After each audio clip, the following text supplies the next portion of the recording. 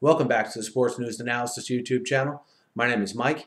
I'm continuing my Week 16 NFL previews and analysis, and this video is for the game between the New Orleans Saints and the Carolina Panthers. This game will take place in Carolina. Both teams at 10-4 in a flat-footed tie atop the NFC South. Obviously, these two teams met 2 weeks ago with New Orleans thumping Carolina 31-13. Carolina getting some help last week from St. Louis, who beat New Orleans at home. So that makes this game absolutely huge. If the Saints win, they get the number 2 seed in the NFC and clinch the NFC South.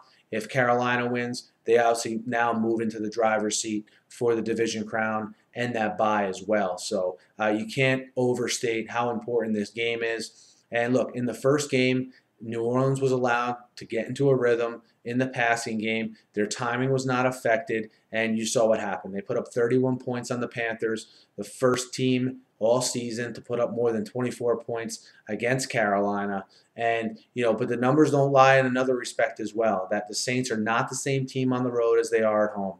They're 3-4 record-wise. Drew Brees has thrown 7 of his 10 interceptions on the road. Their offense averages close to 2 touchdowns less on the road, and their defense gives up a touchdown more on the road. So those numbers, I know they have the best record since 2009 on the road. Drew Brees brought that up a couple weeks ago, but this season, those numbers really don't lie. And can Carolina take advantage of a team that's weaker on the road, but coming in motivated after getting really embarrassed last week versus St. Louis? I'm interested to see how Carolina tries to get the Saints off their rhythm. Popular thinking is maybe they try to jam the Saints receivers at the line and then rely on that front four to get after Drew Brees and disrupt his timing. That seems to be the most logical, plan of attack for Carolina and Ron Rivera. We'll see how that plays out. Can the Saints do anything to stop that Carolina running game? I mean, the Saints give up almost 5 yards per carry. All right, there's not a lot of games where the opposing team is in it enough to really establish the run. You saw St. Louis stay in the game long enough and really have success running the ball. So Carolina's running attack versus New Orleans rush defense. I think a matchup that certainly favors Carolina.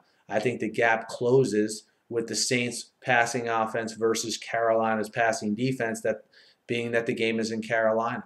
And, a lot of these games sometimes come down to a special teams play, come down to the defense turning the ball over. And again, I favor Carolina in that case because I can't picture this defense allowing the Saints to, have the same sort of comfort level they had in New Orleans in this one.